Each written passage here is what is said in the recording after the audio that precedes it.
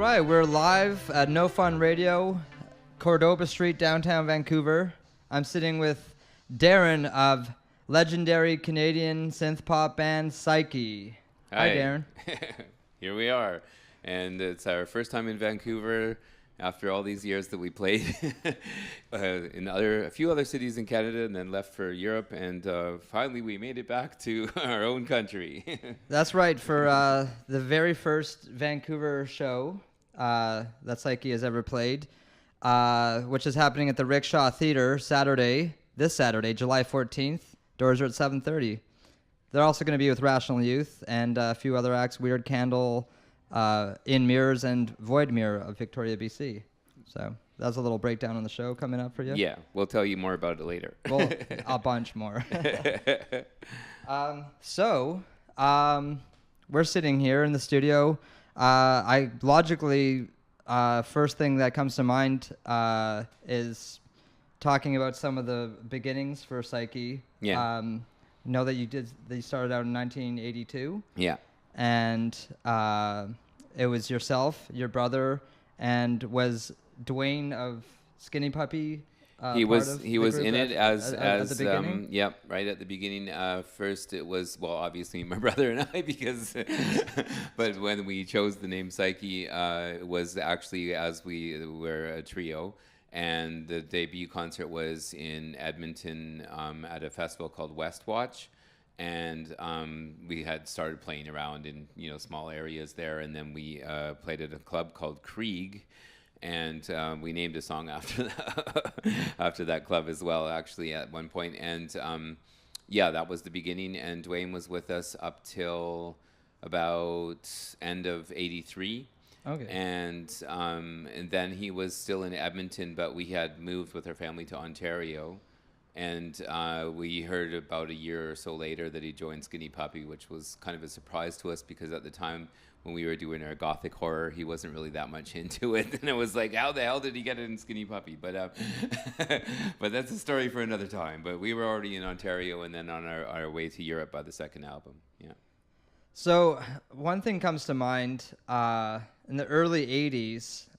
In my head, I'm imagining that the price of synthesizers and drum machines are outrageous. How did you, as teenagers, get your hands on gear, and what were you using as gear when you started? That is very interesting, because I didn't really think about that, but you're right. The development of the synths and stuff was like right at the beginning. So actually, the very first thing that we did was we had a Mattel Synsonics drum machine, and then we had some old used string synth, and it took a little while before we could afford something like the Pro 1 sequential circuits.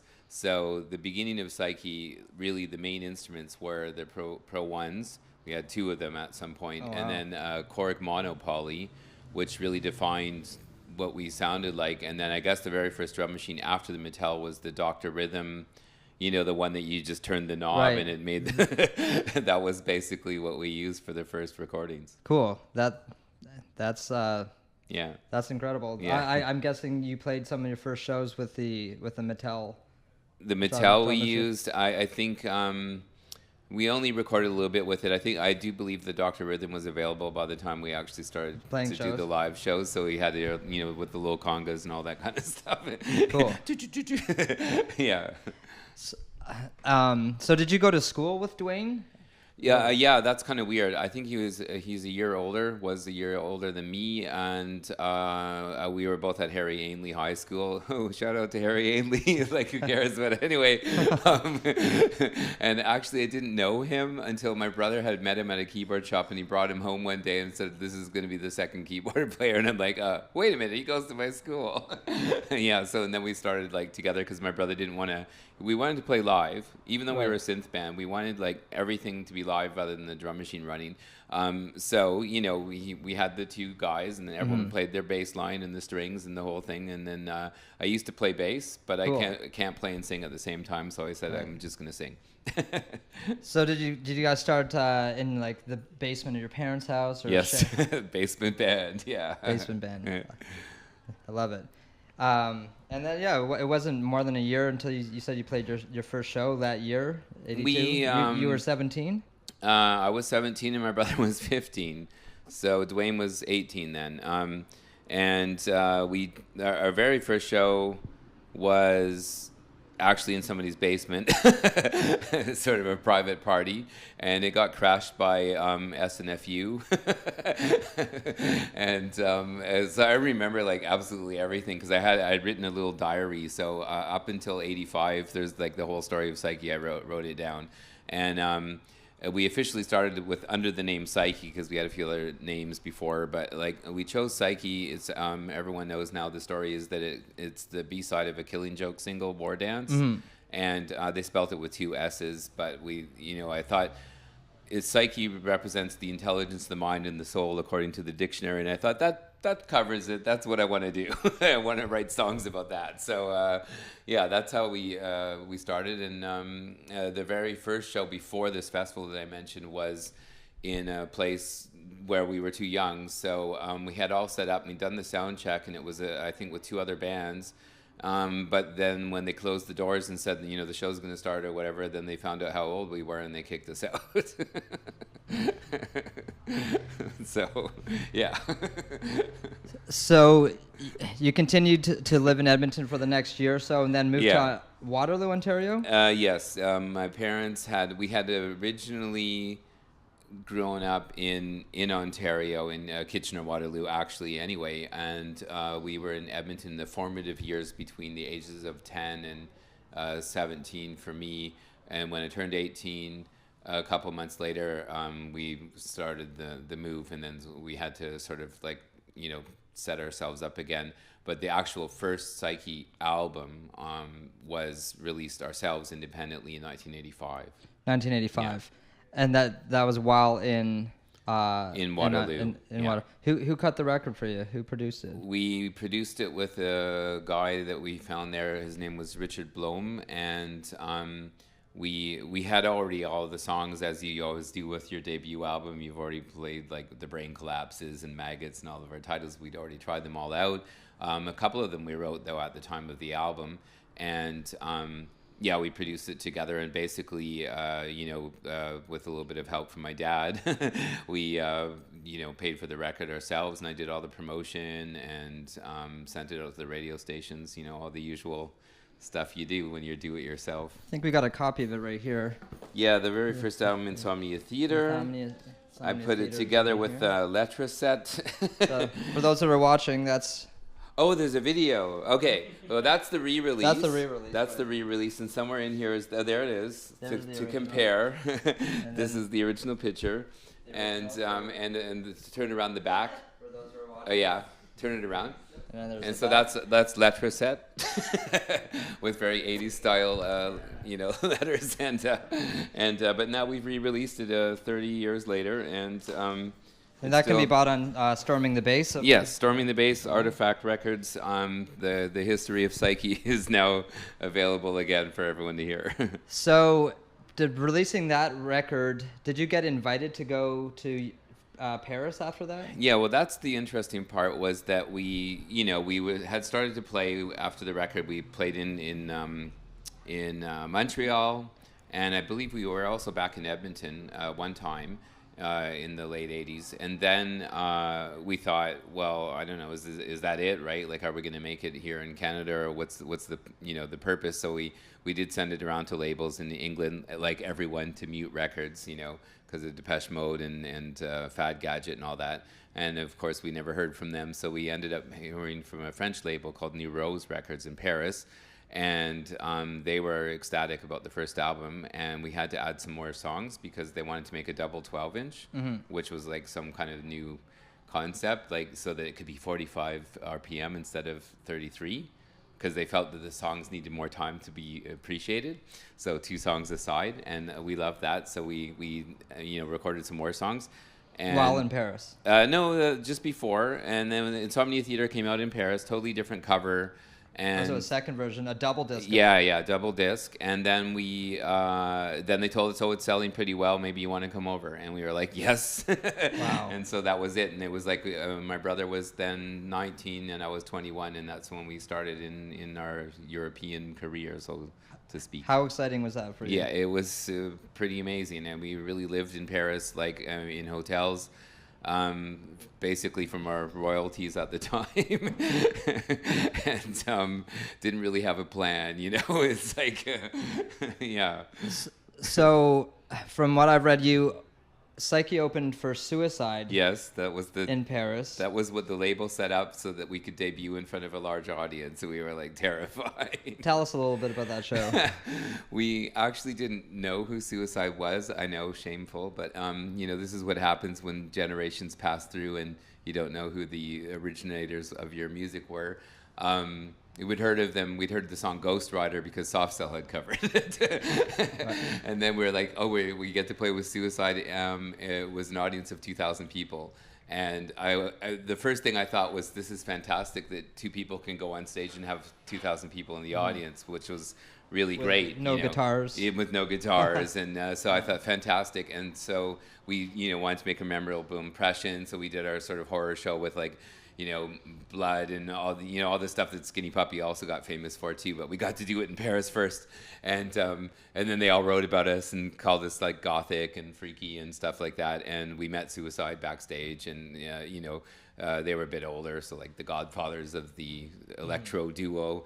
And it was just amazing. I mean, it was just like, it's hard to describe, but I mean, like what a debut, right? And then the reviews were really good, and we were so young, so it was like, for people, it's really exciting that some kids are doing this weird stuff, but they like it in Europe, so we were happy about that. Yeah. That's amazing. Yeah, and then we recorded the second album there, Unveiling the Secret, which we heard just before. That was the beginning, where the label was like, okay, now you're going to record your next album, and ironically, Unveiling the Secret was the last song on the album, and it was the one that we had only enough time to record like 8 songs. We didn't even manage 10. And then they were like, okay, the song's going to be an instrumental if you don't write the lyrics or like do the recording of the vocals like on the last day, because we're going to be mixing. They had like a tight schedule, and it was like, well, fuck, I have to sing on this. And I had like the lyrics, I'd practiced it, but I had to do it all in one take. And it was like the song 7 minutes long, and there was like a lot of breaks in between some of my verses, which kind of annoyed me because I didn't know where to start again. But anyway, that became the big hit in Unveiling the Secret. Yeah, so that was our biggie that brought us to Germany. Then we signed to a German label as well, and that was the big springboard. So, yeah. Well, let's cut to throwing on a song. Should we? Is that the? If you want, we could, I guess. Do you want to pick a song? Yeah, I'm thinking actually we'll introduce Rational Youth now, so we can talk about them. All right, that's it. We'll play City of Night. Play City of Night. And right. While you're setting it up, I'll tell you a little bit of the story.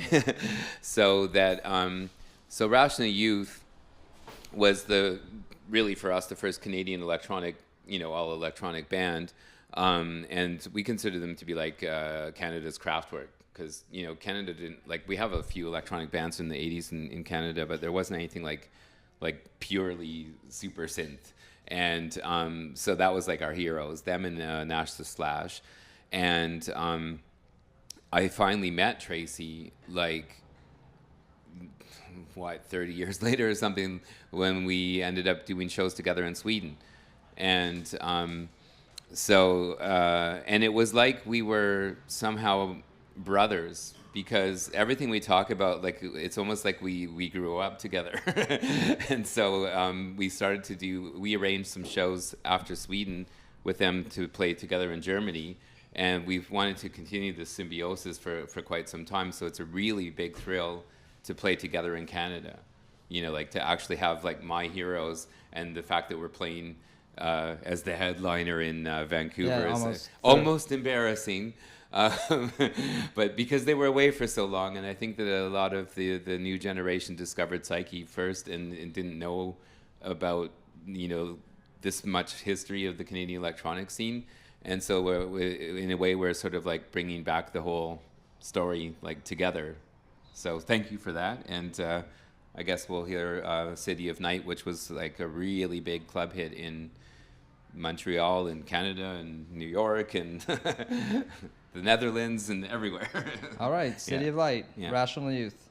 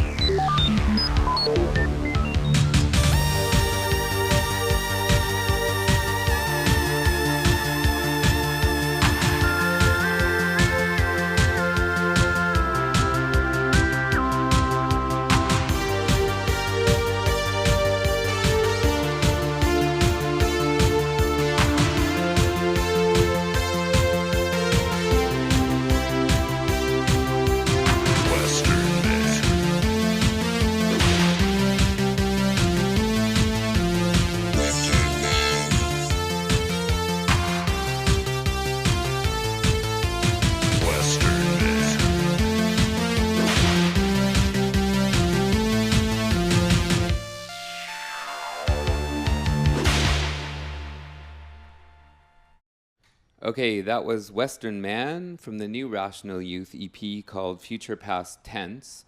And we were attempting to play the first song, this side of the border, but unfortunately that was a slightly warped 10-inch, so we won't be selling that one at the concerts, don't worry. But we do have all of our merchandise, new and old, for the concert at Rickshaw. And so we were going to go on about... We're going to talk about some of, I guess, your history with meeting Rational Youth in Europe. And yeah, so what happened was, the reason why we're sort of kind of together now is that Rational Youth's first album, Cold War Nightlife, was sort of like a legendary release for synth pop people in Canada. And they had toured in the early 80s, and they were on a major label at some point with a song that was on the radio called In Your Eyes. And I remember waking up actually in the morning and hearing it on the radio and think, wow, they made it, you know, and I was like, I hope that we get somewhere someday in our own country, but we did end up leaving because maybe we were even a little too weird. But yeah, so we're always aware of this record because there's some releases, there's some people were kind of ahead of their time, like first year of the time, and then you also somehow seem to have had the zeitgeist, or even politics don't change as much as you think. And 30 years later, Cold War Nightlife is actually still quite an important release, even lyrically as well as musically. And we knew that they were very big in Sweden, and we'd played in Sweden many times, and Rational Youth did start to come back around the end of the 90s. And when the time came that a promoter that we also knew who had organized our shows told us that he's bringing Rational Youth to Sweden, I was like, well, you can't do that without bringing us as well. So we got together on 3 or 4 dates in Sweden, and it was the first time I actually met Tracy, and it was like a really weird experience because we were staying at the hotel the night before, and then we come in the morning and he's having breakfast with Kevin. And I'm like, you know, this is it. This is the moment. But we actually, here's another weird sort of internet story, but we did actually make friends on MySpace. Remember that?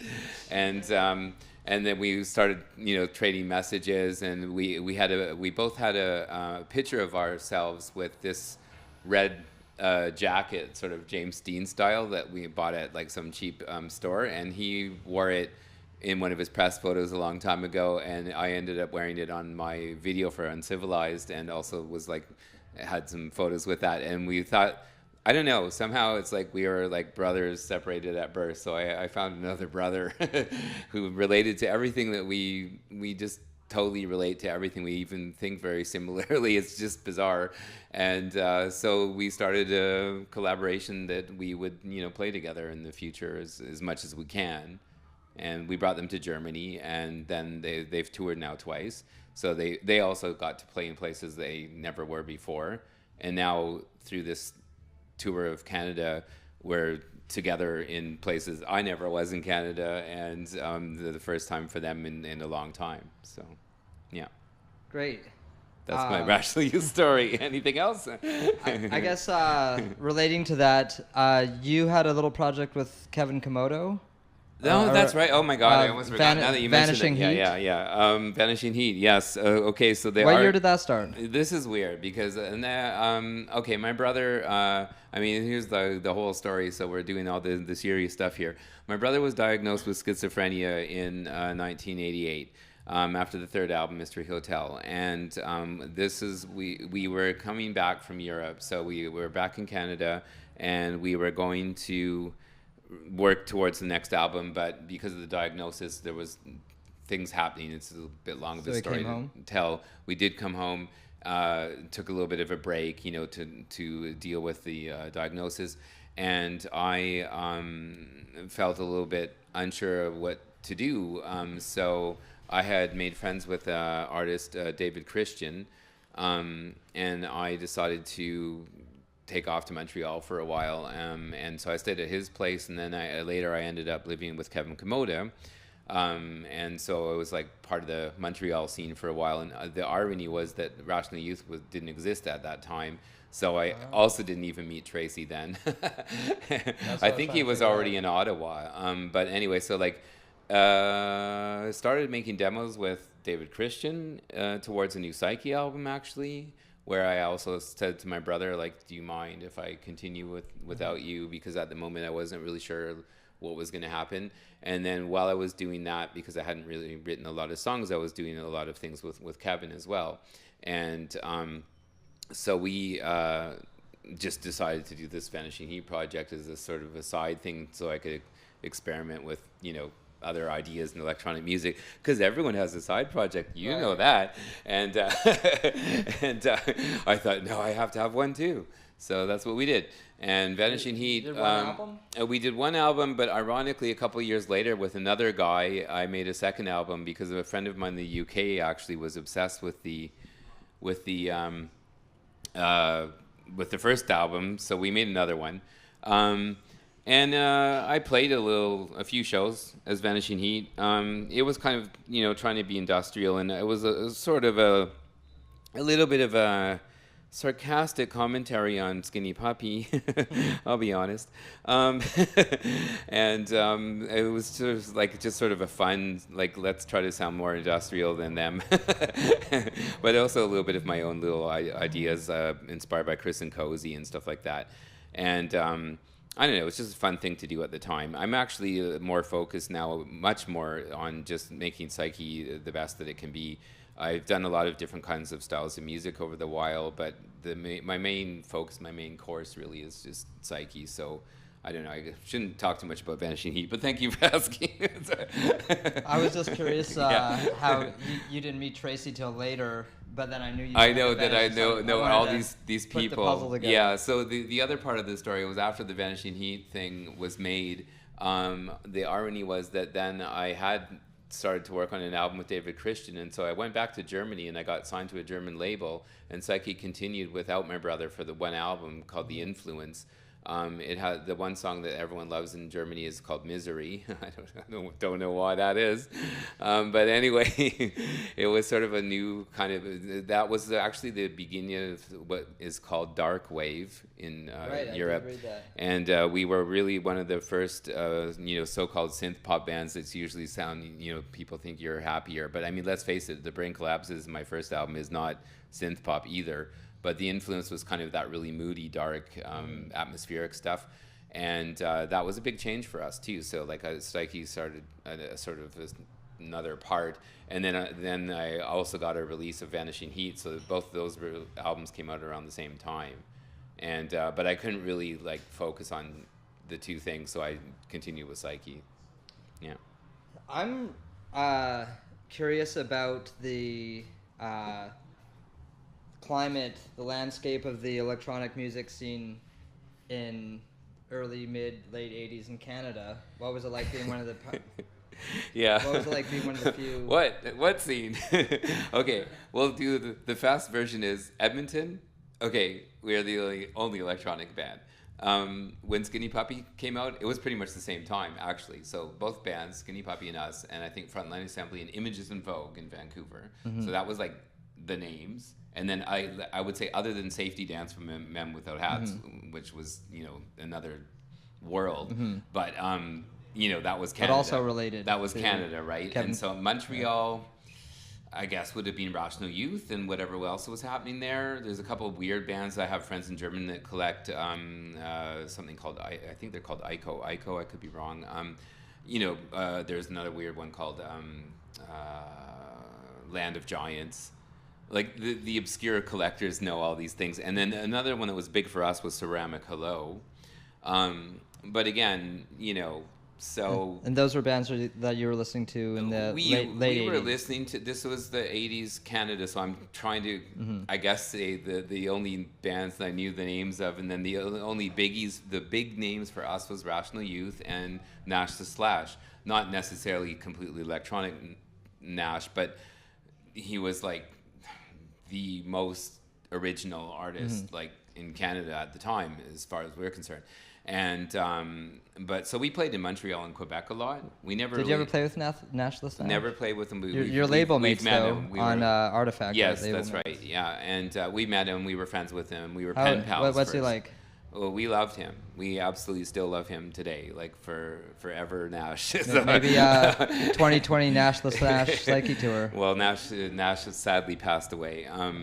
And he also retired actually before that. So I don't know what was. He was a little bit older, but the pioneer. So. But no, where was I getting at? Okay, let's face it. Canada electronic music was not happening, but later on, Skinny Puppy at least managed to establish that style of music, what they were doing, and we headed off for Europe by then because we were only really majorly popular in Montreal and Quebec City, and we thought okay, we got in this French label, so let's just go. And so I can just tell you, when you want to know what the scene was like, let's say in Edmonton, they all hated us, and we were the most famous band for clearing the audience when we came on.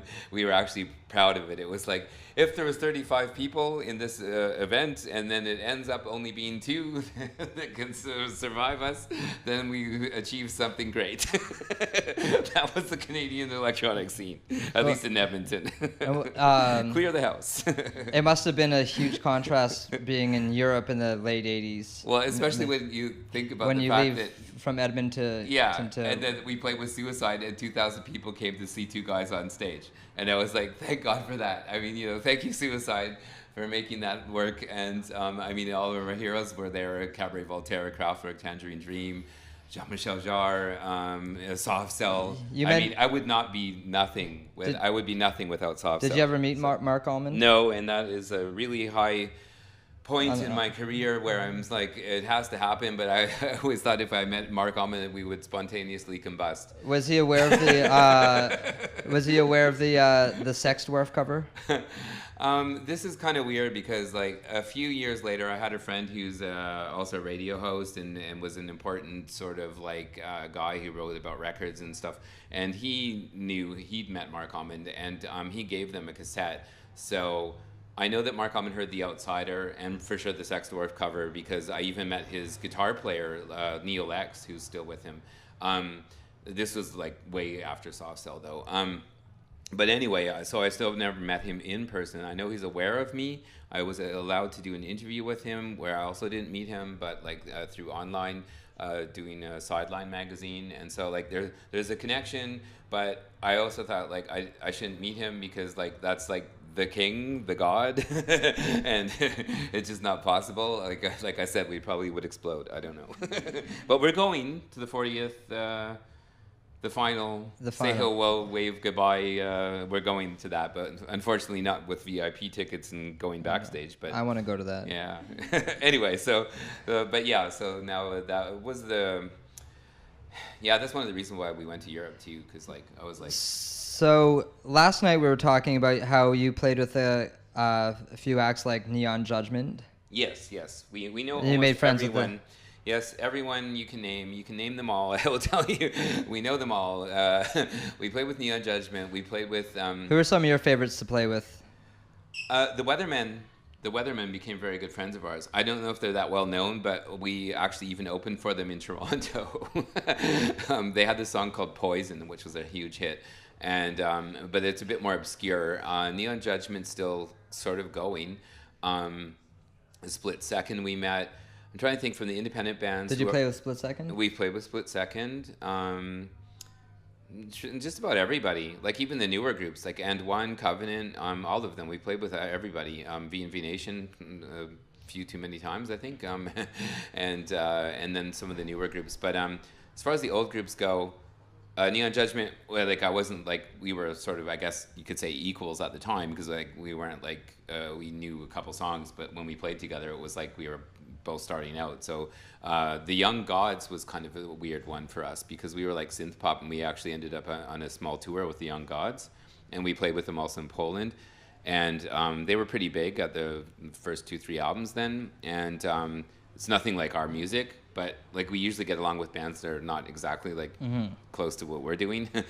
And so yeah, they were really cool. That was one of my favorites at the time. I'm trying to think, I can't say what was like this. Honestly, the super highlight is the fact that we're actually still playing with Rational Youth. This is probably going to be our 20th concert together or something like that, which is just like absolutely mind-blowing. Speaking of which, that's happening at the Rickshaw Theater on East Hastings in Vancouver on Saturday, July 14th. Psyche and Rational Youth. Doors are at 7:30 p.m. sharp. And I guess we can segue into which song we're going to play. Do we have the... I don't know what song What do we have we're queued on up? there, I think we're okay. going to do Uncivilized. Yeah, if that's what's on there. Let's do Uncivilized. Okay.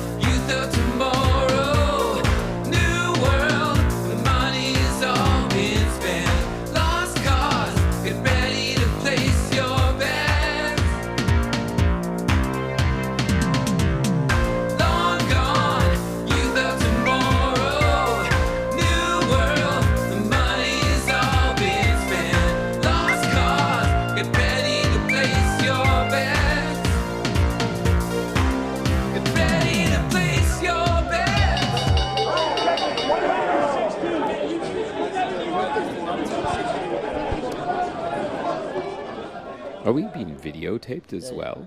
Here we are again. So we heard Uncivilized from the 80s, and now you've heard Youth of Tomorrow, which is the brand new Psyche single, the first new song in 13 years. We've done a lot of collaborations. We have other songs out there, but the official Psyche release that you just heard was the first time we've made a new 12-inch single.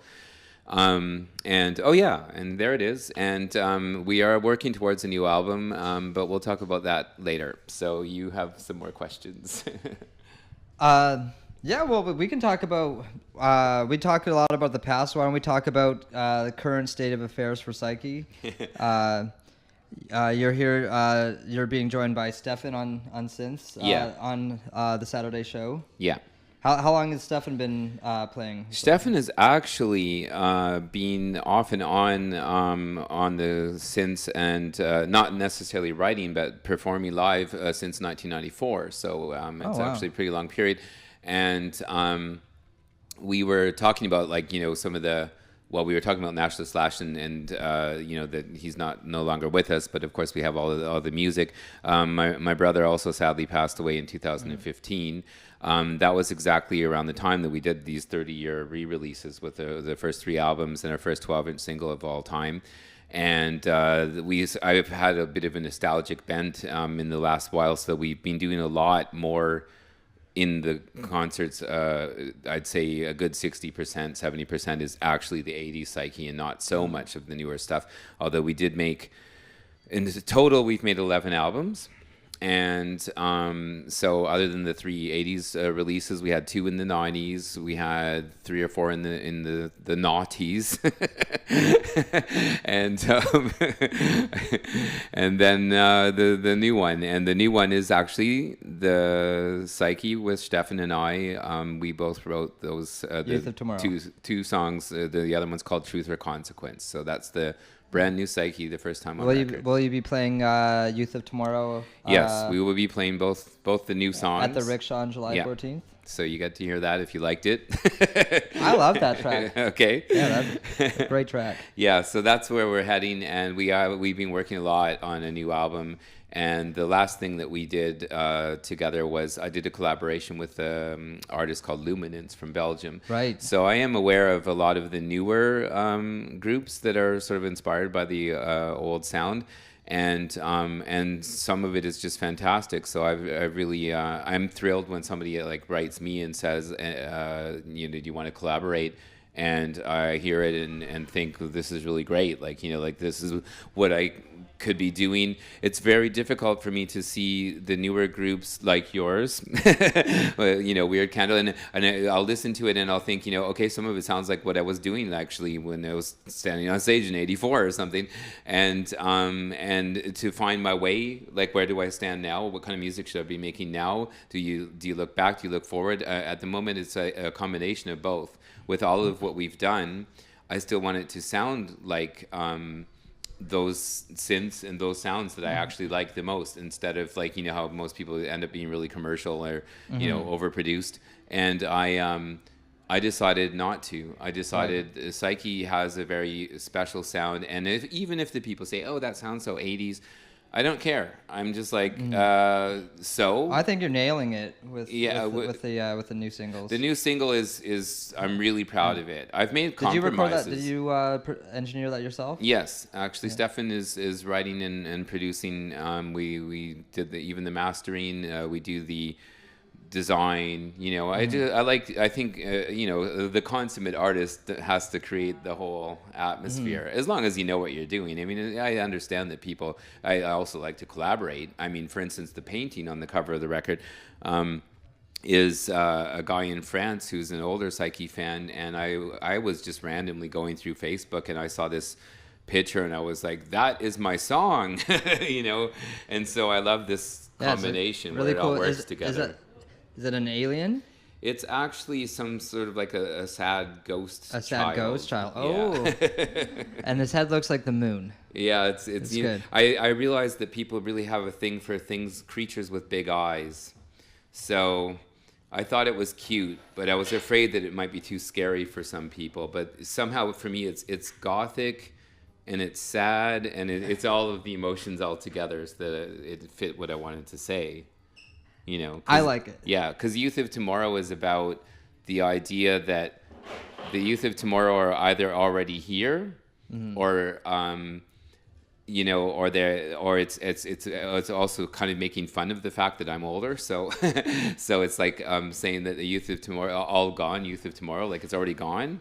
But then you have the new generation, and I'm sort of trying to advise them, you know, the money's all being spent, there's things going wrong in the world and stuff, but I still have I have hope. So they're like some kind of ghost children, ghosts of the past that are living towards the future. How do you feel about the kind of resurgence of synth wave and synth pop and industrial EBM over the last, you know, from let's say 2011 to present, for the last 7 years? It's cool that when you said 2011. If you said 2000, it would be funny because like in 2000, like all of the what they call future pop in Europe started with V&V Nation and Covenant and I wouldn't say and one really is, but you know, just this categorization. And I didn't really like that too much. Although I did make some compromises, and I wrote a song called Sanctuary that would be considered part of that movement, I suppose, which was fairly successful for us. But later on, what's happening now appeals to me much more because it has, you know, respect for the roots of like the old sounds and stuff. But that's also personal taste because some people like those techno sounds. Like future pop comes from like the 90s techno, and I didn't like all of that. Like I thought it was, for me, it was insulting what I like about electronic music, actually. And I remember, actually, the best example is when we made the Influence album with Misery and all the dark stuff. So right at the end of 1989, the wall came down in Germany. So then there was the reunion between East and West Germany. And at the same time, techno just like went right through the roof. We had Technotronic and Pump Up the Jam and all the funny dance, silly crap that went on for like half of the 90s. That was a hard period. I often say I'd like to just forget the whole entire decade of the 90s and just be at least 10 years younger than I am now. So, because what's going on now is fantastic. Like it's just, everyone's more back to that do-it-yourself. Don't care if you get on a major label. Don't sell out. Do your thing, you know. And I like that because I think so many people are really more original with that when they know exactly what they want to sound like. Do you think that early and mid 90s that techno scene took a lot of the spotlight away from the kind of it hurt us bad. It hurt a lot of people, because people didn't care about the lyrics. And I've always been very lyric oriented. I don't do songs without something to say. I can't even write them. I can't even sing them, actually. I even thought, like, what would happen if I was allowed to sing a Coke commercial? I actually practiced that when I was living at Kevin's. I was thinking, man, I should get into the commercial industry. And I practiced singing Pepsi and stuff. Like and I realized that, the Can we slogans. hear one of them? And I realized I couldn't do it. No, I can't even do it. I can't do it. I'm not convincing. Okay. If I sing a Pepsi commercial, it will sound like I'm really depressed. I'm not really sure you should drink this Pepsi, but maybe it'll help. You know, it's like it's in my voice. My voice is too personal, too emotional, and I just can't do that kind of thing. So there you go. The Psyche is. I want to hear that. Will be independent forever. Maybe off air we can on the car ride home. How's that? We can do our best soft drink commercial we can have a soft drink ad competition. It's either sad or pissed off. That's all I can do. I like both those. Oh, I got lost now. What we were talking about? Oh yeah, the 90s. Forget the 90s. Okay, let's just forget it. The one thing happened in the 90s. Okay, one thing. Goodbye Horses. Goodbye Horses, which you covered. Goodbye Horses, and Goodbye Horses took over my life since that day on, and I've been struggling to have songs that are more popular than that ever since. I know for a fact you're probably going to be playing that cover July 14th at the Rickshaw Theater. Exactly. Doors are at 7:30 p.m. Get in line. There might be a line. There better be a line. There better be a line, or else. And then we'll. So anyone who's ever heard the song "Goodbye Horses," I suppose we'll get it played later on to promote the show. We could do that. It's it's a long story, but the short version is that we decided to act like it was our song, So for a good 5 years after we covered it in 1995, and that was already a few years after the Silence. It came out on the Silence of the Lambs soundtrack. Right, and the joke is it actually was in Married to the Mob in 1988, but nobody noticed it because it didn't have the Buffalo Bill dance happening. So in the horror film, it was a much better placement, and then it became iconic. And then when we covered it, it was impossible to buy the original. So everyone said, "Oh, congratulations! How did you get your song in the movie?" Because I think our version sounds. Wow. Our version does not sound like the recorded version from Q Lazarus. Our version sounds like exactly the way it sounded in the movie. Because in the movie, it was on his ghetto blaster and it had all that reverb and background, and that's the way I sang it. Because I was doing it like in Silence of the Lambs. So for years, we've been living off of this iconic song. But I want to say, and I really, it's sort of like our Tainted Love, because Soft didn't write that, but everyone thought they did. Yeah. And their version is so, their version. So that's how I feel about Goodbye Horses. That I'm glad we have it, but I mean, let's face it, we do have enough other songs in our repertoire, and so it shouldn't eclipse what we've done. But it is, it has become a staple to all of the concerts. I can't imagine doing a concert without that song. So, well, speaking of which, we got a couple more tracks left. The show, we're gonna play a collaboration between Rational Youth and Psyche, a cover of Thunderstruck, and then we'll end with Goodbye Horses. Yeah, but before we press play, we should just remind everybody. The listeners, if you're in Victoria on Friday the 13th, the show is at Logan's. You got to go out on Friday the 13th. Friday the 13th at Logan's Pub. Maybe you live in Vancouver and you want to come to both shows. The show at Logan's it's going to be easier to meet Darrin and everyone in a place like Logan's. Although I might try to nudge Darrin into signing some records at after the show at the Rickshaw. But yeah, if you want to come to both shows or just one of them, that's July 13th at Logan's in Victoria and July 14th at the Rickshaw Theater. Doors are at 7:30. Going to be five act bill, and it's going to be with Rational Youth both shows and a few other locals. So and if it goes really well, then you know what the encore is going to be. What we're going to play now. Will it be both of you? Of course. Oh, okay. Well, wait till you hear it. All right. Here it is. Thunderstruck. Rational Youth. Psyche. Here it goes. I was caught in the middle of a railroad track.